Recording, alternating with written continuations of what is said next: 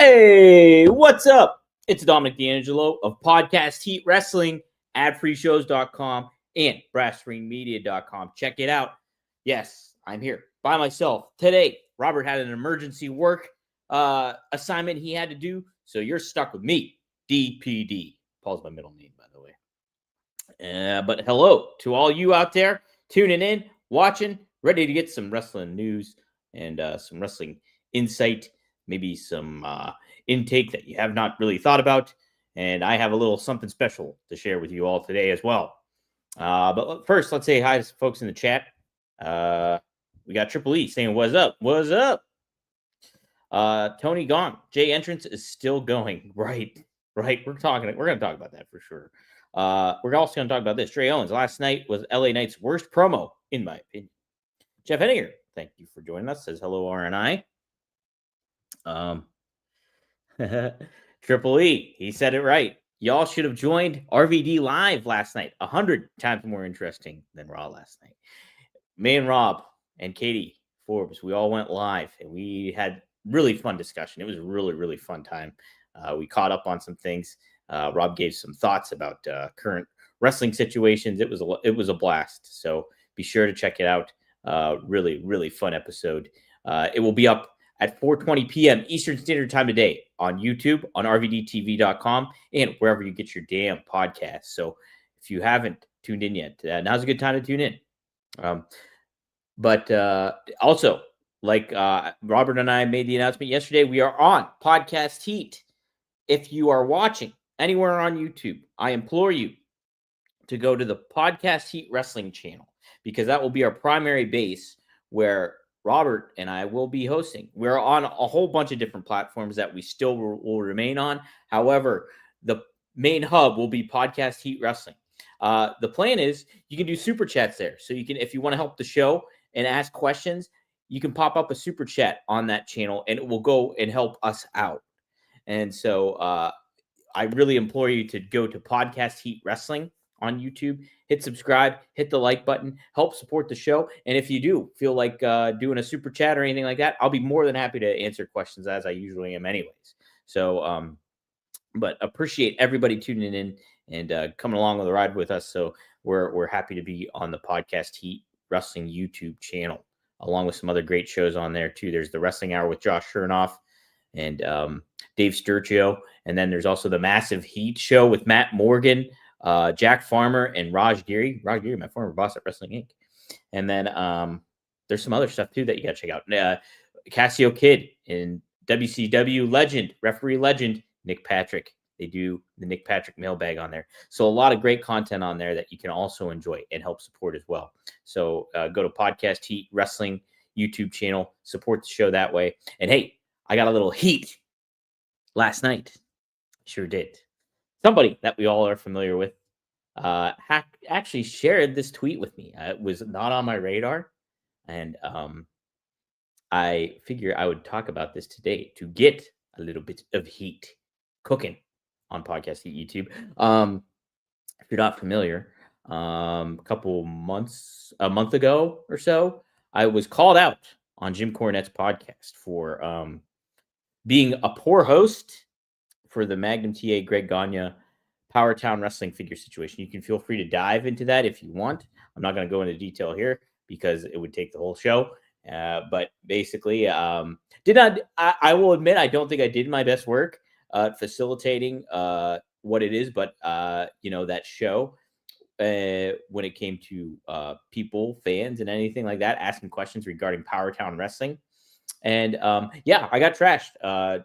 Cornette, in his former fashion, trashed me in a funny way. Very dated, but funny way. And then Brian Last, his leech of a podcast host that you never see, that you never hear from. You do hear from him on Jim Cornette, but you don't ever see his YouTube views, which he tried to criticize me for, suck really bad on Arcadian Vanguard, his channel. So he was very hypocritical. And, I fired back with my own videos that I did. Well, so lo and behold, a tweet got shared with me last night. Mr. Brian Last decided not to invoke my name, but to call me out. And here is the tweet here. So, somebody's asking Brian, Powertown is calling itself the Wrestling Collection, as you might know. The email with further offers. I'm hearing the pod about IOU's delayed shipping. Have you heard that they corrected their problems yet? Well, Brian Last decided to say this: Powertown hasn't corrected anything. No figures have been shipped, and who knows if they were even manufactured. No straight answers. Magnum TA, Greg Gagne have been radio silent since the podcast they did, where the wimp host sucked them off instead of getting answers. Wow. So, Brian Last, and I said this when I made the video last time. Brian Last acts like he doesn't know who I am. And I think he's got a pretty good hunch of who I am because he actually kicked me off on Arcadian Vanguard interview once. And we weren't allowed to air it because I was associated with, guess what? Ad-free shows. So he knows who I am. And I think Brian Last is projecting his aggression and his insecurities out on me. Because if you ever heard of the psychologist, I guess, yeah, or psychologist, Carl Jung, there's a philosophy and insight called the shadow, where you have things inward. Basically, you have your inner feelings and insecurities about yourself, and that's your shadow. It's things that you hate about yourself, that you don't like about yourself, and then you project that onto other people. I think Brian Last is doing that to me, and it's very funny because he does not show his face. You don't know what he looks like. He only his bread and butter is Jim Cornette. He doesn't do anything else when it comes to interacting with people or anything like that. He's just an insecure man baby. So if Brian Last happens to catch wind of this, feel free to tweet it to him because he blocked me. He's blocked me on X. And that was a long time ago he's done that. So he definitely knows who I am. So Brian Last is indeed last, in my opinion. So figured I'd start off with that because I just don't like the guy. And he clearly doesn't like me. So, hey, Brian, go after yourself. All right, here we go. Let's talk about Raw. So I'm with a lot of you guys tuning in today. Raw was very overall kind of underwhelming. I said this to a buddy today at work, where I'm like, yeah, I tuned into Raw, and I was like, and it made me think about like what really engages me about Raw. And I think the main thing that gets me fired up about Raw is CM Punk. CM Punk is the crux of what really, I think, squeaks the engine, gives the oil to the engine that runs Raw. He is the oil to the engine that runs Raw, I think. He feels like appointment television. He feels like, on that level of a Cena, a little even above Cody, I would say, to an extent, because of his history and, his reach and everything to that effect. So when he's in a high profile program, I feel like tuning in. Well, Raw kicked off with CM Punk versus Jey Uso. And I thought that it was an engaging opening segment. And, Punk said some cool things to Jey Uso, put Jey Uso over, kind of took some light, friendly digs at him, but really wanted to invoke Jey Uso out on his own. He wanted to get the best of Jey Uso and wants to beat Jey Uso at Saturday Night's Main Event. So I thought that was pretty intriguing. But then Raw just kind of leveled out, and we got a lot of a sing song and dance of a lot of things that kind of felt recycled or repurposed, and just the same old when it came to Raw. Ultimately, I will say this: I think they're really, Jey Uso's entrance is a lot of fun. Jey Uso has if you're looking back at recent theme music, obviously that's one of the most recognizable that has been recently made is the Jey Uso theme. But they're really, really heavy-handed with like, hey, let's play it again. Let's play it again and do it. And I think it was clever that Punk did it himself too. and the fact that he was like playing into stealing Jay's stuff basically. But I WWE's got to be careful of making the cool not so cool anymore. And if not necessarily say the crowd wasn't warranting, hey, play that song again, but that entrance took forever, forever. It was so long. It was so long that I noticed it. So I was actually, when I was tuning into this, I had it on my earbuds when I was actually at Target, and so I was listening to the opening of Raw, and I just heard the entrance for so long. It took forever. I couldn't believe it. It's WWE's got to be careful about that. Like, you know, uh, keep those things, make those moments feel special. It doesn't have to be a WrestleMania entrance every time for Jey Uso. You can make it fun. You can make it quick. And I know you want to take up some time too, probably in the same light, but look, you're not doing Jay any favors when you do that. And then when you hammer home the point, hey, let's play it again after he just had like a 20-minute entrance, yeah, it's really long in the tooth and it's kind of drabby. But I did like the opening segment. Um, and I don't want to certainly criticize all of Raw because I thought it was fine, but there wasn't really anything to really write home about. Like in a go home aspect of, hey, you're getting Saturday night's main event this Saturday, and let's get you excited for some matches.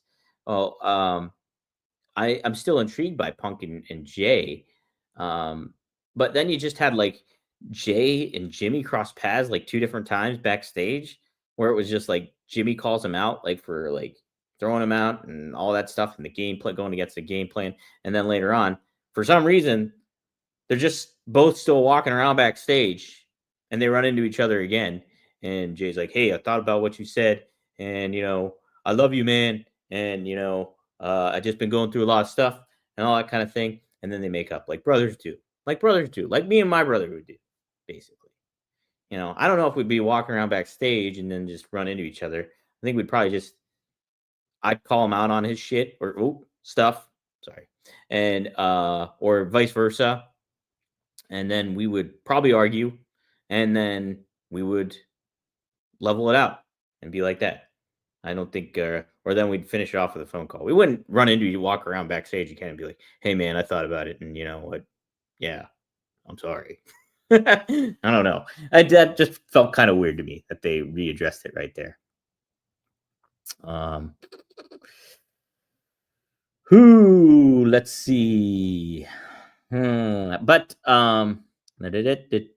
let's pull up the W Raw results. Probably should have done that before I started the show, but I was too busy uh, looking at the Brian Last stuff. Anyways, all right, here we go. So yes, the opening segment. Then we had Penta versus Rusev.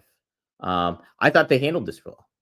I'm not a super like big fan of them doing crazy stuff like people kicking out of their finishers and stuff like that. And I know you want to make uh, this match feel special and big and important because it's a number one contenders match. But like I would try to really curtail like people kicking out of finishers all the time because it's just going to become desensitized on. And if you're doing it on a weekly program like Raw, those moments aren't going to feel that special that much. So I did make note of that. However, I like that this match didn't stay that long, and it was Dom and El Grande Americano and his other luchadors coming in and spoiling all the fun. And Robert predicted right because he said he could envision this as a triple threat, and sure enough, it's going to be at Saturday night's main event. Dom versus Rusev versus Penta. I do like the aspect that is this a sign that they're going to turn Rusev babyface? Because I think that would behoove him and WWE at this moment in time. Because I mean, think about Rusev Day and how over that was. Rusev just feels like he's treading water. He feels like he's like a little bit of the level of Sheamus at this juncture, but he just feels like he's window dressing on a program that's, we're so used to seeing. If you turn a babyface and you let him utilize some of his personalities, his like sense of humor, not to the level that AEW did, where he's like a video game nerd and is cheeky and all that stuff. But like when he had fun with Rusev Day and like you make him this like world beater, like there's the balance that you can find with Rusev.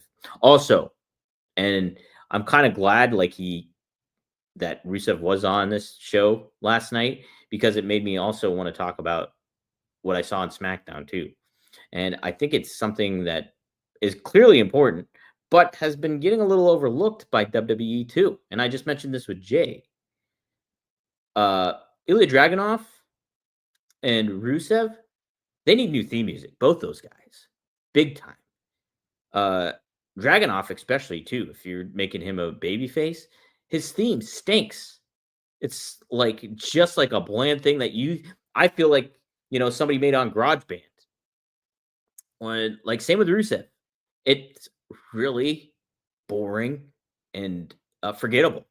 Uh, give these guys some new music, big time.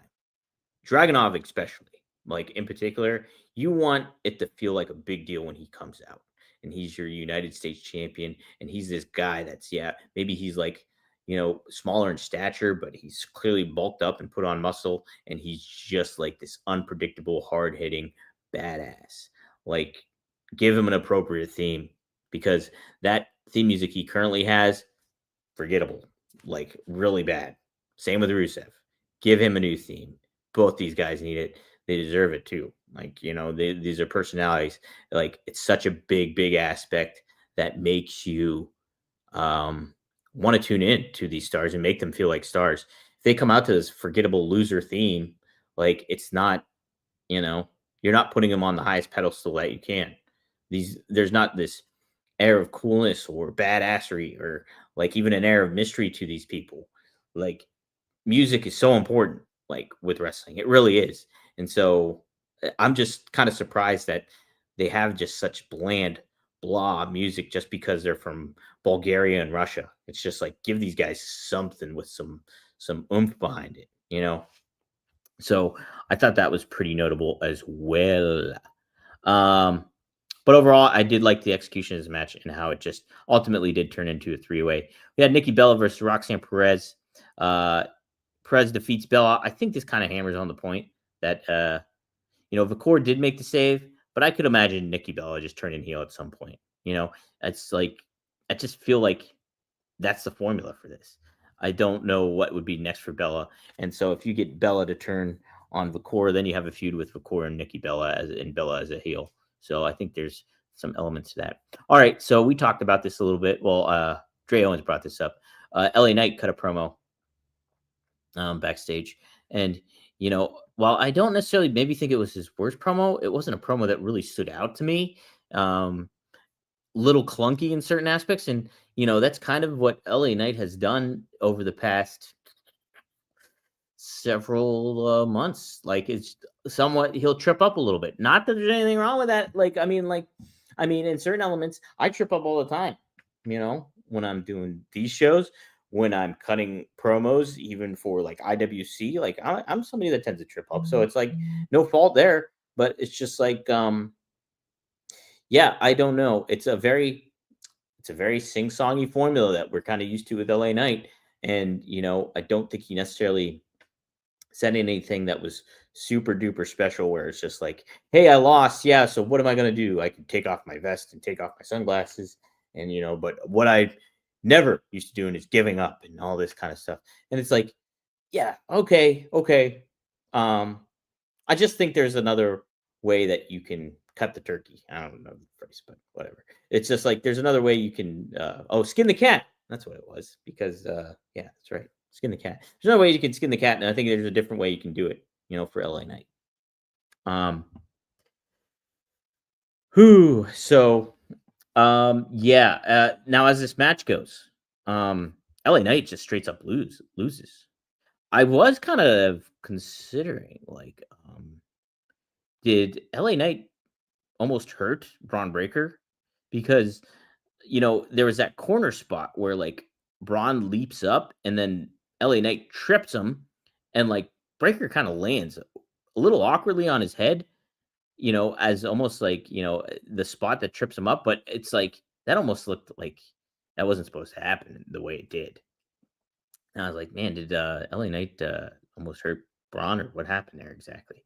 Um, but I liked the finish to this match. It was a cool sequence that, like, LA Knight countered. He did his like leap up elbow drop, which I think is cool. Like, it's like he leaps up from the second turnbuckle to the top and then jumps off with an elbow drop. Well, by the time he leapt up onto the top rope, Braun kipped up, and then he ducked underneath LA Knight once LA Knight jumped off, after LA Knight scouted it a bit to readjust. So LA Knight like rolls through, I think, and then he turns around and boom, spear.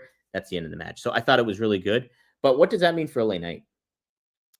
Just like I said with Nikki, I could see them turning LA Knight heel, because he's just not getting things done as a babyface. Like, from a storyline standpoint, he's getting eliminated from battle royals. He's losing. He says stuff, and what he's saying is not necessarily being backed up. So I could kind of see them being like, okay, let's turn LA Knight heel, and then we get another foe for our babyface roster, and like maybe then you can kind of pivot if Punk wins. If Punk wins the championship on Saturday night's main event, then you have LA Knight, a heel LA Knight going up against a CM Punk, or a heel LA Knight going up against a Jey Uso. So there's some options there going on. So that's kind of my thought process on that. We had Sheamus versus JD McDonough. I like the outcome of this match. JD McDonough gets the win after Baylor helped use the shillelagh. I think that's important. I think it's important to get these guys like a Finn and a JD back in the winning column. And if JD, we're so used to JD being fodder, so often than not for the Judgment Day. And so him to get a win against Sheamus kind of feels good, it seems like they are confident in what JD McDonough can do. And so they want to protect him. And so that's a good sign. It's a good sign. Sheamus is already a legacy star. So he's kind of established, and, you can heat Sheamus back up if you ever need to and stuff like that. But I thought this was done in the right fashion. All right, let's get to that main event. Charlotte Flair, Alexa Bliss versus Bayley and Lyra Valkyria. Excuse me. I thought overall it was a fine match, and like there was some really cool stuff. I thought the finish was pretty darn sweet. Charlotte Flair locks in the figure eight, and Bayley looks like she's about to tap, but it's Lyra who stops her from physically tapping out. And usually I'm like, that why wouldn't she just tap out with her other hand? But I kind of bought into this one because Lyra dives in, grabs her arm, and she's talking to Bayley as it's going on. So she's almost coaching her not to give up on that aspect of it all. So I did like that. And then they ultimately finish with a double natural selection and get the pinfall. What people maybe been expecting with Bayley's personality and everything like that, that things would implode between Lyra and Bayley. I'm kind of glad they didn't. But that being said, nothing really happened besides the Kabuki Warriors coming out and kind of clearing house and getting the upper hand on the baby faces and, ganging up on all of them. So, I do like the intrigue of the Kabuki Warriors going up against like Charlotte and Alexa. And, there's some good potential for that.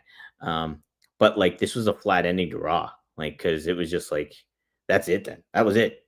And then on top of it too, I did make note of this. Now I liked the dynamic between Kairi Sane and Asuka. Like they're on the same page, it looks like. But like we've been so used to this Kairi Sane, almost afraid of Asuka, and now she's like buddies with her and stuff like that. And they're on, so it's just like I don't know how much I really necessarily feel like maybe if they're getting rid of that, I don't know. I don't know how I feel about all this stuff. But like Kabuki Warriors are good. Alexa Bliss and Charlotte Flair are good. So that's intriguing. This episode of Raw was it was just low C minus maybe. I think that's kind of being it's not being generous. I think that's fair. a low C minus. Um, let's see what people say here. Yes, no Robert today, Sebastian. Thank you for joining us. Robert is had a personal work thing he had to get done, so you are stuck with me today. Lou says Rusev Day was mostly over because of Aiden English. That is true. Aiden did add a good part to that, didn't he? Didn't he? Now, considering that he's with TNA, you could probably bring him back, right? You could bring him back if you really wanted Aiden English best in that. Um, mm, let's see.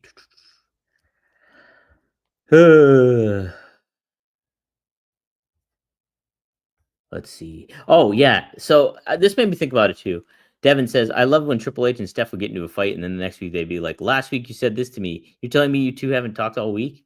Yeah, that's so. Well, so with the Usos though, it didn't seem like they talked because like how it got presented on Raw was like they indirectly implied that they had conversations before and that there was just some stuff stirred up between the two still, and like they just readdressed it again almost. So it did. I don't think they pulled the wool. Like they were just trying to play off like, oh, they didn't talk all week because hey, this is a television program. It felt more like they did talk before. And but yeah, I get what you're saying because so often that doesn't happen. Like for example, on SmackDown, when Sami Zayn came up to Dragunov to congratulate him, like saying like, "Hey, I didn't get a chance to congratulate you after your match last week, but I wanted to say really, really good job." It's kind of understandable that they wouldn't run into each other maybe after that all said and done. But I mean, like, wouldn't you if you're like on the same roster together and you're actually buddies in certain ways, or you're, even associates, you'd probably have that guy's number. You'd be like, hey, congratulations, or you give him a phone call. So, like, yeah, in today's day and age where everybody's accessible and you have everybody's phone number, like, some of this stuff is a little bit like, yeah, why'd you wait a whole week to talk about this? And that does happen on WWE. And I just don't necessarily think it may, if that's what you're referring to, Devin, is the Usos. I think they kind of made it seem, though, that they talked. Um, uh, Wrestling Old Head has. Too bad Cornette fired his animator because I want to see that image now. Yeah, I was a little bummed. Like I want to see, I want to see me in Hanna Barbera style, right? It would probably be something grotesque. I'd be doing something weird. Like, yeah, definitely something weird. So I don't know how much I'd want to see that. Um, let's see. Looking at your comments. Wrestling Old Head. Now I want to see Rusev versus Dragunov. Yeah, that'd be sweet. You could do that open challenge.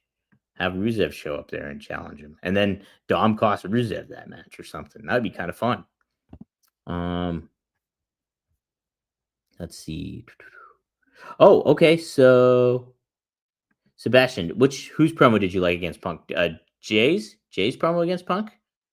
I thought Jay's side of thing wasn't that bad. He kept it short and sweet, and I think that's okay. But it's just like so much of the same stuff because you're getting, hey, let's hit my points of my catchphrases. We had this long entrance. It just felt like Jey Uso, what we get with Jey Uso every week. Wrestling Oda, it says Knight may be legit frustrated when he grabbed that sign that didn't seem like it was planned at all. I'm not familiar with the sign. I must have missed that, but yeah. LA Knight really must have pissed Bruce Prichard off. He seems like he's about to get carrying cross. Yeah, I don't know. Like LA Knight, it's definitely, it doesn't look like he's on the upswing, that's for sure. So, like, the only thing I can guess, are they turning him heel and then working with a heel LA Knight? I think that would benefit him, like, in a big way at this point, because, if you're not having him, if you're having him lose straight up when he's one of your quote unquote top baby faces on Raw, then, like, you better just turn him heel. Sebastian, he is very over, but I think you could turn him heel. I think you can. He can get rid of the stuff, and like you immediately flip the coin, and then people start not liking you because you're not doing that kind of stuff. And he's shown that he can be a good heel too, especially if you look back at the NXT days when he was with can't think of what Trevor Lee's name was in NXT right now, but when he was feuding with Trevor Lee and the $1 Million Man and with Ted DiBiase, um, then that was good stuff. He was a good heel back then. So um, I would be intrigued to see a heel LA Knight if that's what they decide to do. Mm. Yeah, does LA Knight attack Punk after the match? Maybe. Yeah, I think maybe he could be a big crux of Saturday night's main event, the finish Saturday's main event at the end. Um, Sebastian, Wrestling Old Head, referring to Sebastian in the chat. I'm not sure Eli Drake would really fit into AEW. He can get a great opponent, but his style of wrestling isn't exactly what TK is looking for. Yeah, I understand that. But maybe that would make him stand out at the same time. If they decided to really make him feel something, like make him a big deal. You know, LA Knight going to AEW could be beneficial to both, honestly. If Tony, because it is a different flavor of ice cream. LA Knight, I think Cody's like a better wrestler than LA Knight is. But LA Knight wrestles more of that old schoolish kind of style where it's not the athleticism that's a huge focal point like we see with AEW. But that's what made Cody matches feel kind of special in AEW, where that they were different than what we're used to seeing. So LA Knight could actually be elevated by that aspect of it all. Um, True. Jeff Hanger says LA Knight kind of has an out because Bronson and Heyman did get involved. That's true. So that is fair. But yeah, I think, but when it's said and done, it's like he just lost too, though. Like, because like LA Knight hops up, Braun kips up, Braun avoids him, boom, spears him. That's it. That's it. Um, so Sebastian disagrees with Wrestling Old Head, and I'm kind of in the middle though, because I do think it would take due diligence on AEW's part to get LA Knight over in AEW. But like they would have to make sure that he's positioned in the right manner. And do I have the confidence that AEW would do that? No, because they have the only person they've really done that the right thing with through and through was Sting. Like Sting is the only guy that has been handled in the best fashion possible. Anybody else you name on that roster has not been utilized to their utmost ability. And I know it's a tough thing when you're booking and injuries involved and et cetera, et cetera, et cetera. But like you need to have a game plan if you bring in a big star and, and you got to make the most of them. So it would be it'd be a two ended affair right there where you need both parties to be on their point. LA Knight not to get injured, LA Knight to be on board and willing to be somewhat malleable, but at the same time too, you need AEW to put him in the best manner and best light. And I think he would be a refreshing aspect to AEW if they were to get him. So um So, I'm kind of with Sebastian on this too. And I know Robert would push back at this, but I'm with you. I think LA Knight maybe should have been the one to win the Battle Royal last week because for even the simple aspect of you could still do what you're doing with everybody. You could still tell that story that you're telling with Jay. You could tell maybe this story of LA Knight if he turns heel, but like you get this dynamic between him and Punk ultimately, like where they cut some promos on each other and like you let LA Knight sink or swim too with this promo exchange. Can he hold his own against Punk?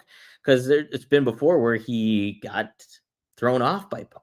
What was that? Like a few weeks ago, he got thrown off by Punk, where Punk came back at him with something, and LA Knight did not have a retort for him, and like he got him off guard, and like that kind of stuff might be harmful, to the LA Knight persona and stuff like that. But I mean, like iron sharpens iron, right? And so if you can fire back and hang with Punk, then you can make it like then that's a benefit to everybody. You, Punk, and the fans. So I kind of with Sebastian on that because Jay winning the battle royal just felt like almost like okay, so Punk is winning this title because they wouldn't put it back on Jay again right now. I just don't think that would heat the title up for enough time in WrestleMania. I know they're really talking the story about how Jay needs to win and Jay needs to do this. So, but I'm kind of with Sebastian on that one. Um, oh, Wrestling says, I'm not saying he wouldn't get over. I'm just saying his style isn't what we're working in AEW. Yeah, again, I think he's more closer to a Cody Rhodes than he is to uh, for the Will Osprey. But like I think that's would he would stand out because of that. If AEW put him in the right light for something. Okay. Let's see. Let's move on here. Wow, good conversation though. Look, we're having a lot of good discourse going on. Appreciate everybody. Man, there's a lot of comments. Treya also adds, LA Knight should have won the Battle Royal. Then you have Jay go crazy. Also, thought they were going to do a triple threat, Knight, Punk, and Jay. I'm happy they didn't do a triple threat, especially if you're having a triple threat with Dom, Rusev, and Penta. So I'm happy that they didn't ultimately do that. Yeah, and Jeff also adds 2 weeks. It was a triple threat with LA Knight. Saturday night's main event is 1-on-1 with Punk and Jay. Yeah, I'm with it. If you're gonna have like a title match, just make it 1-on-1 between two people, Punk and whoever. So yeah, I'm with you. Let's take a look at the dirt sheets here real quick. See if there's anything I should address before closing on out here.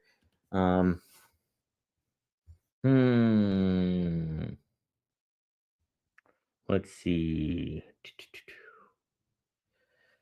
Oh, look at this news headline. This regards Jey Uso. Apparently, he was interviewed at some point. Let's see where he was interviewed at. Main event Jey Uso. Oh, this is on the Raw recap. I mean, nothing's really changed on me, Oos. You know, I still have fun. I still throw a party every Monday. I still like the kids, man. I still yeet with them. It's just, man, when the bell rings, I got to switch modes now, man. And if I'm trying to get to the top, get back to the top, got big hitters in front of me. I got guys like, man, CM Punk, you know, guys like Gunther, guys like, you know, Seth Rollins. Get well, Oos, but like, I got a heavy list in front of me and I just can't play. I can't play no more, man. I'm tired of like people saying I'm just an entrance or whatever. It was like, I ain't got no skills to hold it down up top, man. So I just switched modes. I was like, I don't know. I mean, I might be going back to the old ways, thinking, you know, bloodline ways, but man, that kind of mentality, got to get the job done. So they are like highlighting this aspect of Jay changing his focus and his thought process. So yeah, that's kind of neat. Adds further stuff and fuel to the fire before we get to Saturday's main event. But yeah, this Raw was kind of like whatever, you know. It wasn't. It's nothing that I would write home about. And yeah, it just kind of felt like stuff that W's got to be careful with. And I know this is kind of like a down. Still, we're in the off quote unquote off season maybe of wrestling as we heat up towards Summer or Survivor Series and what have you. But yeah, you don't want to do too many of these. I understand you got Monday Night Football and it's football season too, but like nothing felt that big of a deal. Even like as you know, leading off with Punk and Jay, you know, that was the biggest thing of the night, and that didn't really feel that big, to be honest. Like it was good and stuff like that, but it wasn't like, oh man, yes, I need to see this match. The stakes felt better. I'm intrigued by the match. I'm intrigued to see what happens. But like I said to start off the show, I think Punk is the crux that makes me tune into Raw. If you remove Punk from this show, it's a pretty forgettable show. It really is. So like Punk is kind of like, I don't know if I'm the only one that feels this way. It feels like Punk's carrying the show. Like, so we'll see. We'll close it off with Wrestling Old Head says, I think JK would sign Eli Drake. That's the thing. But we know how to book him to his strength is the question. That's all I'm saying. Not taking away from Jake's ability at all. Right. That's what I'm curious about too. I just don't have confidence. There has been with the exception of Sting, there has been nobody that has been properly booked through and through in AEW. That includes your top stars. That includes Swerve Strickland. That includes Hangman Page. Even includes Will Ospreay. Like, definitely includes Will Ospreay. Like, at this point, shouldn't he hold the world title? Like, at this point in time? Yeah. So, but yeah, LA Knight, if they're not done with him, like they better be turning him heel. So Punk was, um, I think that's kind of a fair one. Granted, Punk had his injuries, so yeah, I'm with you, Sebastian, on that one. I think Punk was ultimately booked well, so I take that back. So Punk and Sting, how about that? And the only reason that obviously, what went down with Punk and AEW was, you know, like very obviously the brawl out and all that stuff caused some things. But yeah, if you're looking from a booking standpoint on the show and how things were probably supposed to go, Punk was booked pretty darn well overall. So yeah, I can give you that one. So Dre adds, outside of the women's division and Dom Mysterio are always struggling on the main event, their mid carders are fine. Yeah, there's again, you have someone like Penta who is really, really hot starting off, and like the water's kind of been dumped a little bit on him, where it's just like he feels like part of the roster, and like even that number one contender series match is, kind of intriguing as it was. It didn't really feel that all that special. And like Penta felt pretty special when they made him debut. So how do you get that up? So okay, I think that'll do it. Thanks everybody for tuning in.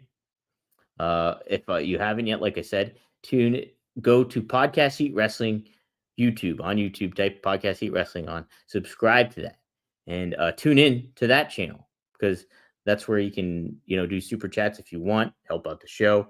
I'll always, even if there'll be moments, say for example, like Robert has to leave and we have some super chats lined up, I'll always be happy to stick around and answer super chats for people, if they get posted and stuff like that. Just because, I like that helps out the show. It's a new opportunity for me and Robert to kind of, help get money on the show and help that kind of thing out. So if you do want to use super chats and stuff like that, I can try to think of some clever stuff that maybe we can do too, ultimately.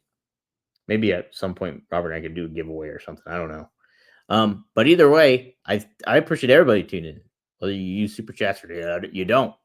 So thank you all for tuning in. Robert should be back tomorrow to talk a little preview the AEW Dynamite that is set to go down, and we should have a good time. But in the meantime, yes, you can follow us every Monday through Friday here at Podcast Heat Wrestling on YouTube, at Rumor and Innuendo YouTube, at the Ad Free Shows YouTube channel, on Oh You Didn't Know YouTube channel. So we're streaming on 4 different YouTube channels. Believe that. And then we're also streaming on the W Creative _ X account, the at Dominic D'Angelo X account, the at Watch Pod Heat X account, correct, and at SC Scoops X account. So this is Dominic D'Angelo. I want to thank you all for tuning in. Best of luck in your future endeavors. And remember, if you're not first, you're Brian last. See you tomorrow, guys.